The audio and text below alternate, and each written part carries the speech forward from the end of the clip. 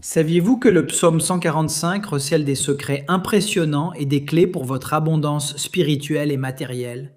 Impressionnant. Écoute ce cours du début à la fin, ainsi que cette histoire que je vais te raconter. Si tu la comprends dans son intégralité, je suis sûr que si Dieu le veut, ta vie peut changer du tout au tout pour le mieux et cela t'apportera l'abondance matérielle et spirituelle.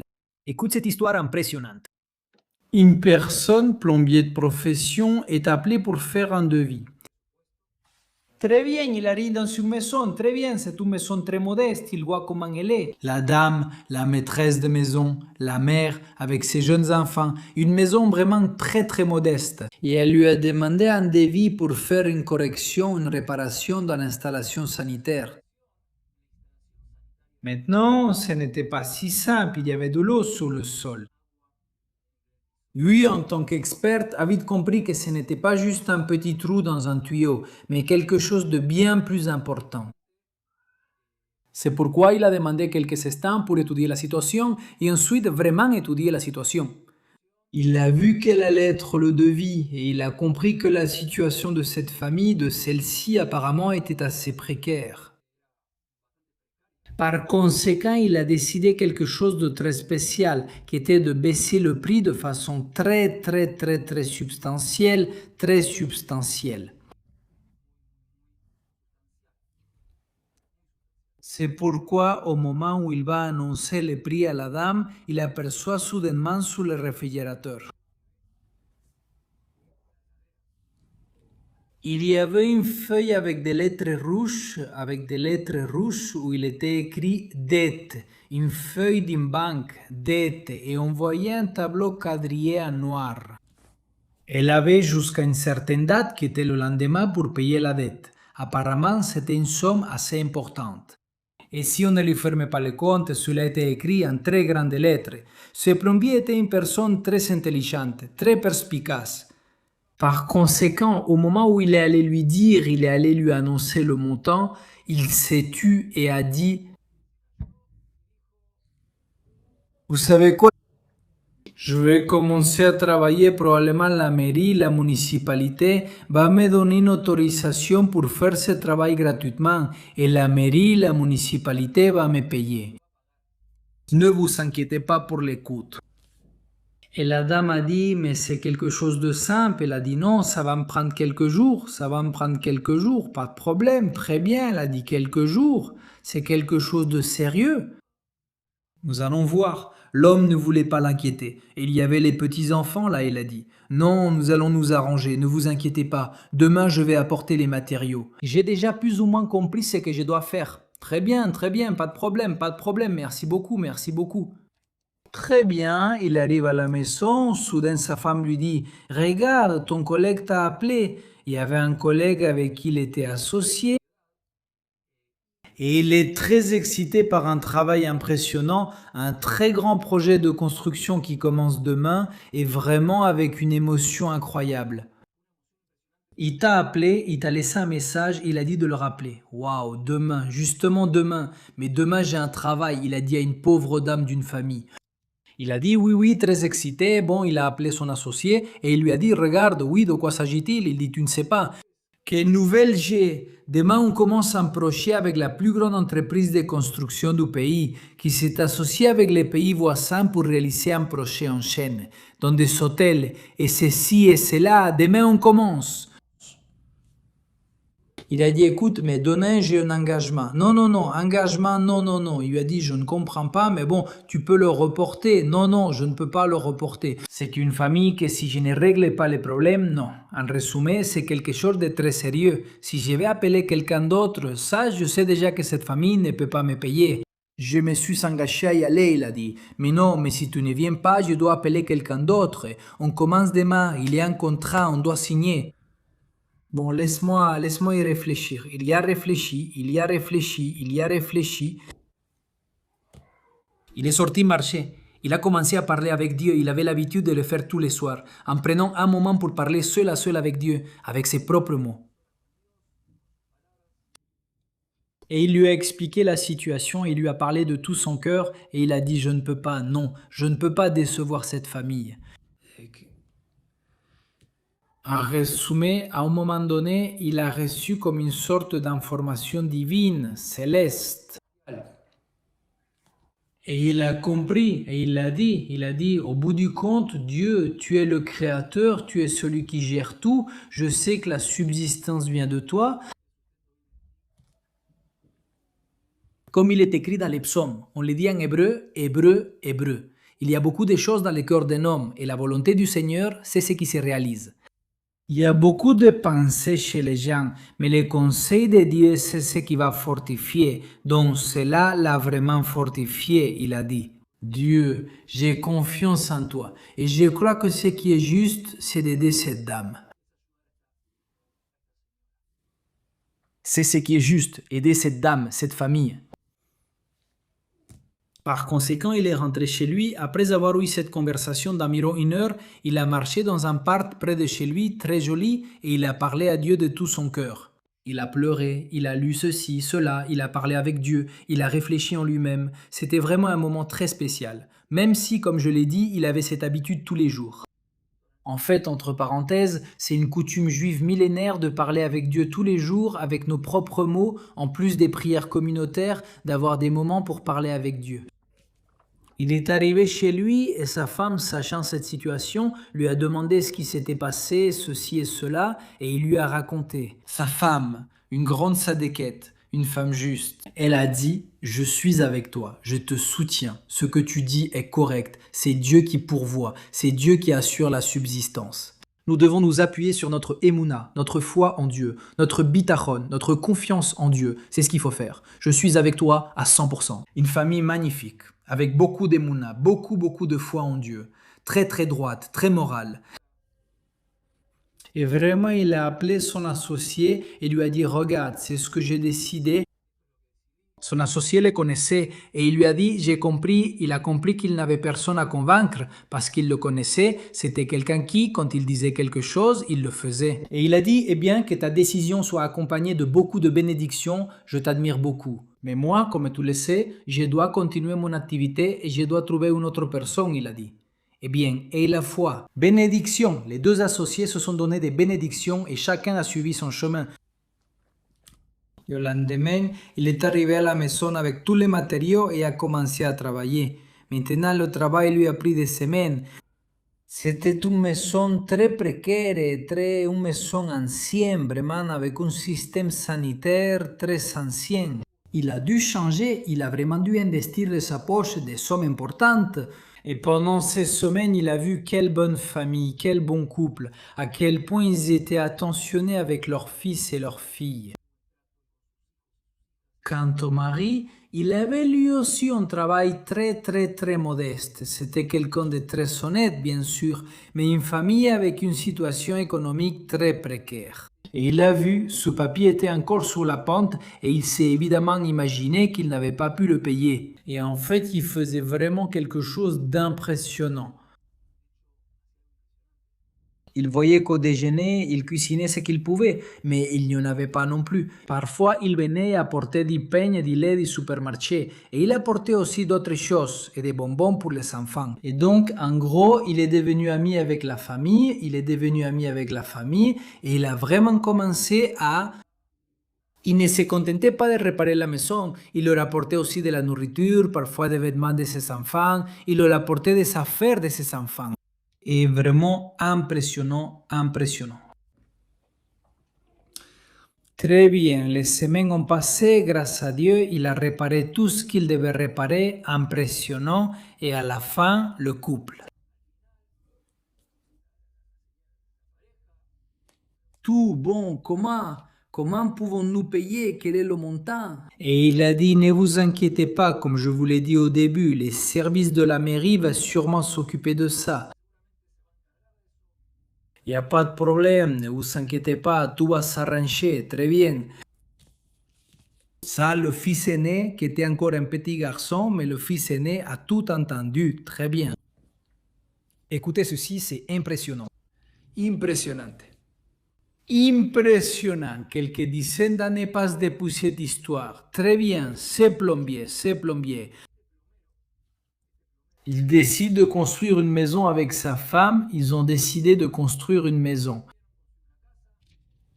très bien, grâce à Dieu, c'était bien financièrement, ils allaient bien et ils ont décidé d'obtenir très bien.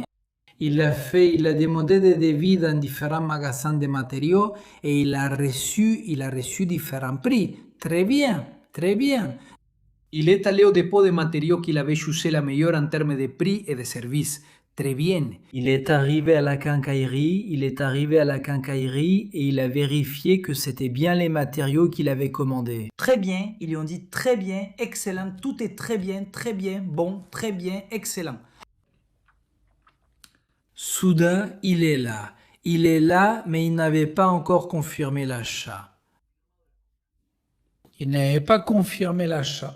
Et il arrive sur le chantier, écoutez bien, c'est impressionnant. Il arrive sur le chantier, là où il y a les tracteurs et tout ça, très bien. Soudain, un énorme camion arrive. Avec les matériaux, il regarde le camion. Il dit où allez-vous? À quelle maison? Où ça? Il lui indique l'endroit, ici, lui dit le responsable là, le chauffeur. Il dit non, c'est pas possible. C'est vrai qu'avec un dépôt de matériaux là-bas, je suis sur le point de m'entendre sur le prix et tout ça, mais je n'ai pas encore donné la confirmation. Il dit non, ça c'est déjà payé, il dit. Comment ça déjà payé? Vous pouvez me montrer s'il vous plaît? Tout à coup, il a vu que ce n'était même pas le dépôt de matériaux avec lequel il était sur le point de conclure l'affaire. C'était un dépôt de matériaux qui lui avait fait l'un des devis. Il dit non, c'est pas possible, c'est une erreur, moi je n'ai pas payé. Il dit regardez, tout est là, c'est payé. Il dit payé, à livrer. Et il dit écoutez, je vous remercie, mais permettez-moi d'aller au dépôt de matériaux pour parler avec le propriétaire. Je ne sais pas moi, il y a une erreur ici. Il dit parlez au propriétaire. Bon, il se rend au dépôt de matériaux. Soudain, il dit pourriez-vous m'indiquer où se trouve le bureau du propriétaire du dépôt de matériaux? Oui, c'est là, un endroit vraiment impressionnant, un dépôt de matériaux impeccable, très innovant dans son esthétique et quelque chose qui a attiré l'attention. Et il y va, il monte quelques escaliers, il y a des lumières à spot et tout ça, et des éléments de construction. Et quelque chose, des niveaux à bulles, quelque chose d'impressionnant. Il frappe à la porte. Ils disent oui, il ouvre la porte. Il entre, soudainement. Entre le propriétaire du dépôt de matériaux, vêtu impeccablement. Merci. Il saute et commence à louer Dieu, grâce à Dieu, et il commence à chanter. L'homme pense qu'il est devenu fou, il a dit, que se passe-t-il ici? Grâce à Dieu, et il a commencé à danser,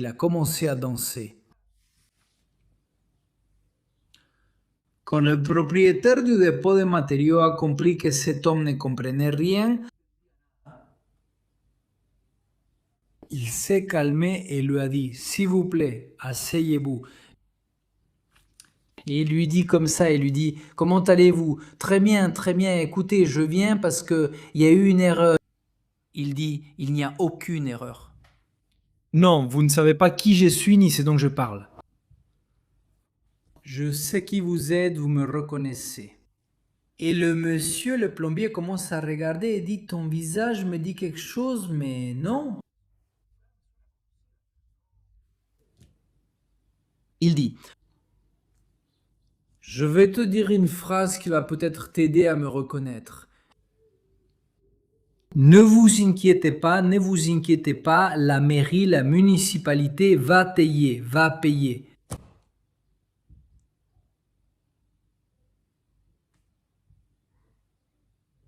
les plombiers.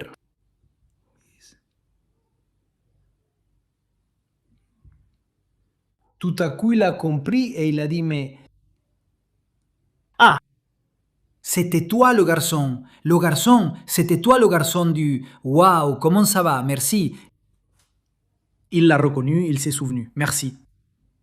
Comment vas-tu et ta famille? Merci. Il dit, sais-tu combien d'années le propriétaire du dépôt de matériaux lui a dit? Combien d'années j'ai attendu de te trouver et d'agir pour toi? Je ne savais pas comment te retrouver. Je t'ai cherché, tu as déménagé, voilà. Quand j'ai vu ton devis, qui était un devis très important, on me l'a donné, j'ai reconnu ton nom. Je l'ai ici, ton nom.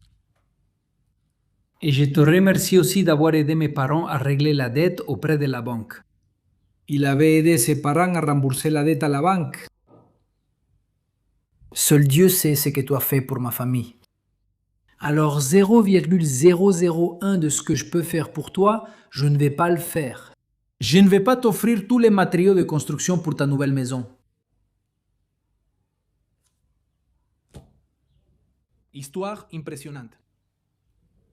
Histoire impressionnante. Maintenant, je veux que nous reconnaissions ensemble à travers le psaume 145 des secrets, des clés et des solutions pour l'abondance divine.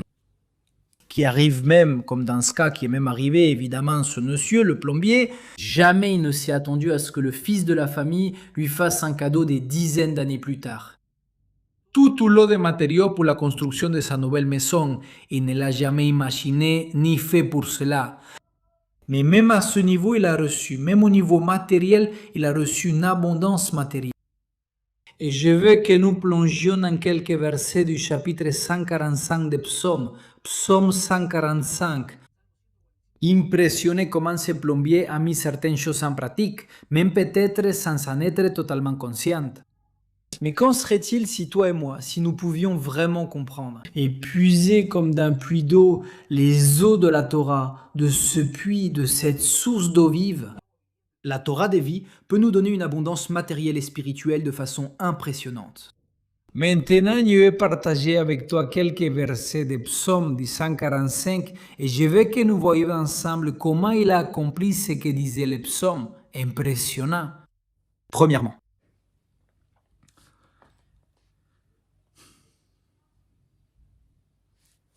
je vais le dire en hébreu puis en espagnol de façon très résumée avant de conclure notre cours.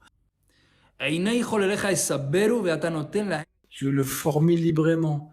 Ou bien, tous les yeux sont tournés vers toi, Dieu. Et toi, Dieu. Tu donnes à chacun sa nourriture au moment précis. C'est impressionnant. Quand le plombier et sa femme ont décidé ensemble de choisir le bien au lieu de prendre rapidement un travail qui allait sûrement lui rapporter des millions. Qu'ont-ils compris là? Que Dieu donne ce dont nous avons besoin à Beito. Beito, c'est en son temps. Peut-être que plus vite cela peut sembler bien, mais peut-être que c'est négatif. C'est à nous de choisir le bien. C'est écrit dans la Torah. Tu choisiras la vie. Quel est le bien? Aider une famille dans le besoin.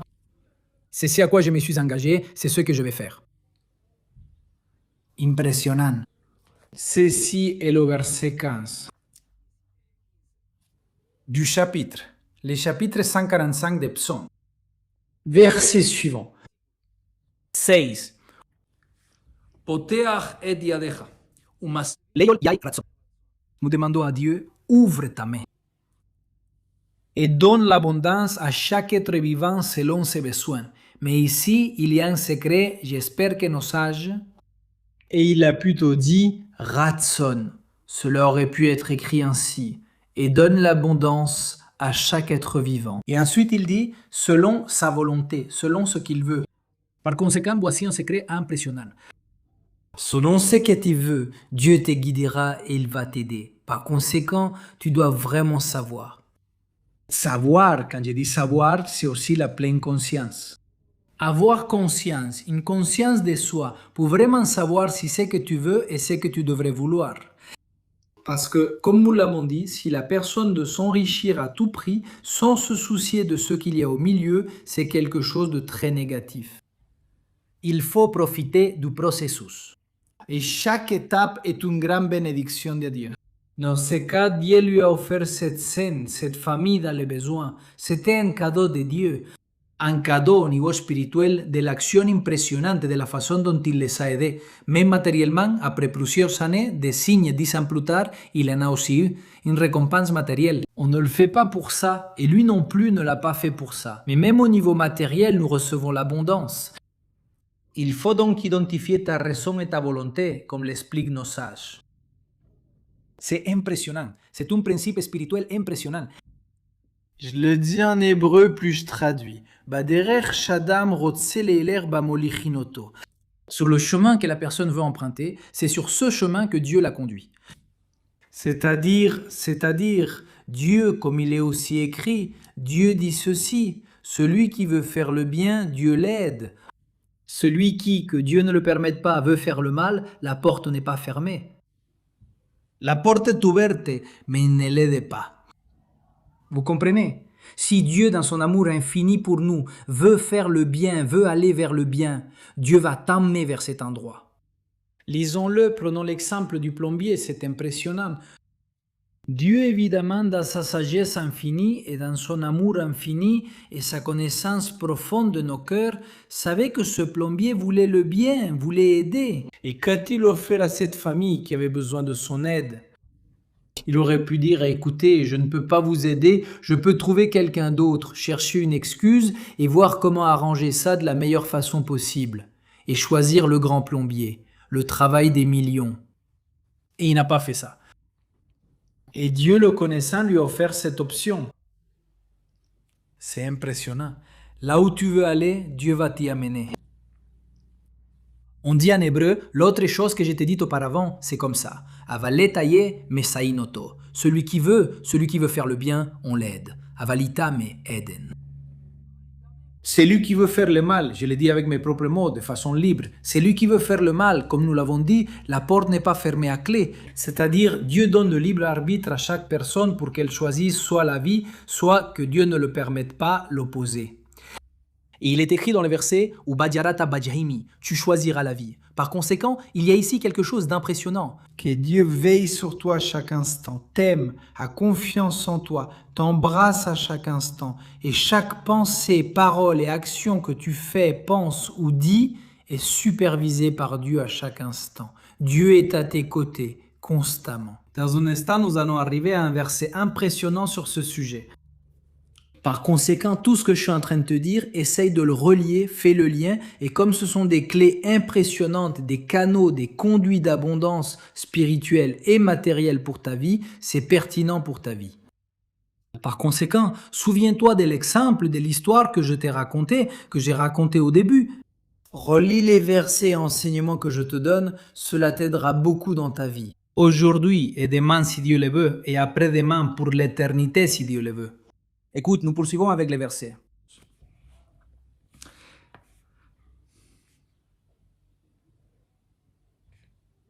Karov Adonai lekol koreav lekol hashekriuv. C'est le verset 18, il dit, Dieu est proche, près de tous ceux qui l'invoquent, de tous ceux qui l'invoquent de manière réelle et véritable, de tout cœur on pourrait dire, simplement. Dieu est proche de toi comme nous l'avons dit. Qu'a fait ce tzaddik, ce plombier juste? Une personne intègre, irréprochable, incroyable. Qu'a-t-il fait? Parler à Dieu de tout cœur. Et Dieu est proche de chaque personne qui lui parle avec son cœur, du plus profond de lui-même. Il lui ouvre son cœur et lui parle avec ses propres mots. Dieu est proche de toi. On dit en hébreu, la Torah n'est pas dans le ciel, elle est sur la terre. Dieu du ciel a apporté la Torah sur la terre, pour toute l'humanité. Chaque personne a sa mission dans la vie, qu'elle soit juive ou non juive. Pour accomplir notre mission, il faut étudier la Torah selon la sagesse juive ancestrale, le judaïsme orthodoxe, selon la loi juive, étudier auprès des rabbins orthodoxes, voir quelles réponses ils ont pour le monde juif et pour le monde non juif. Nous les Juifs sommes Or Lagoïma et Dieu a décidé que nous soyons une lumière pour les nations, avec beaucoup d'humilité, de joie et de responsabilité dans notre tâche, avec beaucoup d'amour pour l'humanité et pour la création que Dieu a créée, avec un amour profond et sincère, que nous avons pour Dieu et par conséquent pour sa création et ses créatures. C'est notre responsabilité, une grande responsabilité, beaucoup de mérite et aussi beaucoup d'humilité. Puissions-nous avoir le mérite, puissions-nous y parvenir et que Dieu nous aide, que ce soit Hachem. Priez que Dieu nous aide tous à accomplir notre mission dans la vie de la manière la plus précise, avec beaucoup d'amour, un cœur très pur, que nous ayons le mérite. Nous continuons. Écoutez ceci, c'est impressionnant. Retzon Yerech Abiaset. La volonté de ceux qui le craignent, évidemment, ils craignent Dieu, pas par peur que Dieu nous le permette, qu'il le frappe. La personne qui craint Dieu craint dans le sens où elle a beaucoup de respect pour Dieu, un lien pur avec Dieu. Certains s'entretiennent avec Dieu une relation fondée sur la peur qui leur envoie des éclairs du ciel. Comme si Dieu ne l'aimait pas et l'attendait pour punir chaque erreur lui lançant un éclair, que Dieu ne le permette pas. Ce sont des croyances totalement néfastes et complètement à l'opposé du judaïsme. Le judaïsme comprend que Dieu t'aime, qu'il aime ses créatures, sa création. Dieu décide d'avoir besoin de nous. Dieu a créé un monde imparfait a priori dès le début. Pourquoi? Pour qu'il soit corrigé par toi, par chacun de nous. Dieu t'aime et a confiance en toi et il veut que tu choisisses le bien, bien sûr. Évidemment, il faut faire le bien, il faut vouloir le bien, bien sûr. Mais la crainte, il faut avoir de la crainte. Nous allons te donner un exemple. L'exemple est le suivant.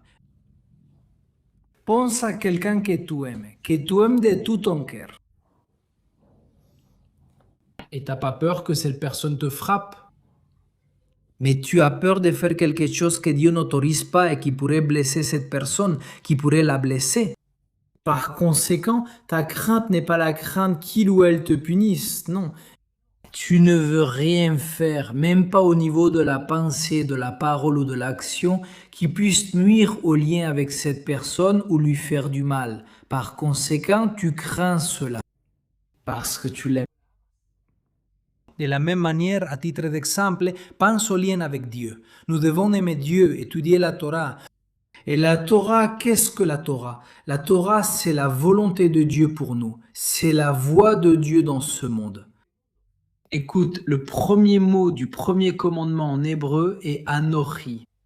Que le premier mot, je le dis en hébreu et je le traduis, c'est Ano Anochi Adonai, Lo Eloheja, Yerutseti Ameretz Mitzaim, Mevet Abedim. Je suis Dieu, ton Dieu, qui t'ai fait sortir du pays d'Égypte, de la maison de l'esclavage. Maintenant, nos sages expliquent que le mot Ano Anochi, il faut savoir que la Torah est Ishtabar Shemo un symbole. C'est une mère de sagesse. Il explique ainsi en araméen, pas en hébreu, en araméen, la langue parlée à Babylone, que le mot Ano Anochi cache un acronyme de 4 mots. Ana, Nafshik, Tavit, Veyavit. Moi, mon âme, je l'ai écrite et je l'ai donnée. Impressionnant. Dieu, dans les premiers commandements, dans les premiers mots, cache les secrets. C'est moi, mon âme, dit Dieu. Je l'ai écrite dans la Torah et je l'ai donnée. Par conséquent, lorsque l'on étudie la Torah, c'est comme si l'on comprenait la raison suprême. La volonté profonde de Dieu, le Créateur Tout-Puissant, impressionnante. C'est cela la Torah Gdoya, notre sainte Torah, la Torah expliquée par nos sages depuis Moïse jusqu'à nos jours et pour l'éternité. C'est impressionnant. Ouvrir un livre et découvrir les explications des rabbins juifs, c'est impressionnant. Très bien, ça c'est impressionnant.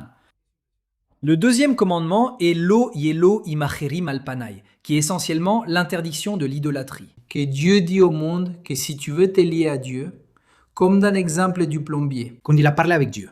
Il a parlé avec Dieu, le Créateur suprême, puissant, avec ses paroles. Et Dieu dit, Lo Yelo Im Ajerim Alpanai. Quand vous me priez, adressez-vous à moi directement, sans aucun type d'intermédiaire, ni objet, ni personne vivante ou morte. C'est de l'idolâtrie. Dieu déteste l'idolâtrie. C'est écrit dans de nombreux versets de la Torah combien Dieu est l'idolâtrie. Que fondamentalement, il s'adresse à des objets ou à des personnes vivantes ou mortes au lieu de s'adresser directement à Dieu, au Créateur suprême, tout-puissant. Par conséquent, ici, nous voyons des principes de foi impressionnants.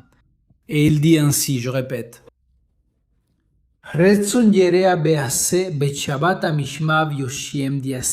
Que la volonté de celui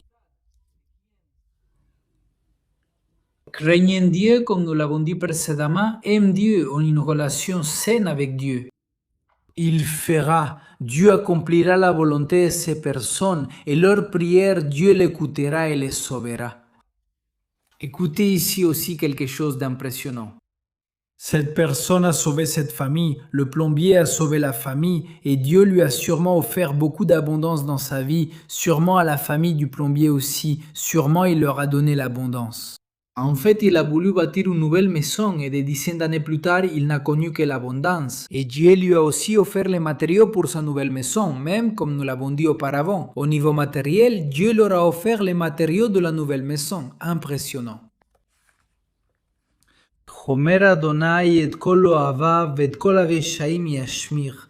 Dieu protège chacun de ceux qu'il aime et les méchants, Dieu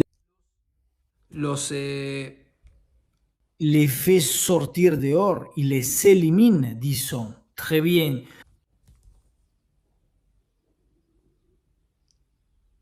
Et le verset se termine avec le verset 21 du psaume 145 et il dit ainsi: Tehilat Adonai y Teilat Adonai yedaber pi evivares kol basar shem kohor lanvayet.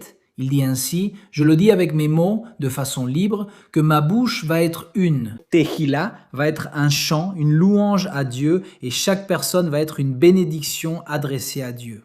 Et Vivar Eskol Basar Shem Kohor va louer le Samon de Dieu pour l'éternité. Impressionnant. Donc, pour résumer, comme nous le voyons ici, il y a des clés, des secrets pour une vie pleine de sens, d'abondance matérielle et spirituelle, que nous ayons les mérites de... Ainsi, comme dans l'histoire que je t'ai racontée, soyons vraiment connectés à notre intérieur, à notre essence, et donc connectés à Dieu, connectés à notre entourage. Vouloir le bien, faire le bien et faire du bien un principe à chaque instant de nos vies, pour de longs jours et de longues années, pour l'éternité, afin que ce soit uniquement une bénédiction pour le monde entier et une bénédiction pour tous les mondes. Et c'est avec la santé, si Dieu le veut, le Créateur, avec joie et bon cœur, succès et bénédiction.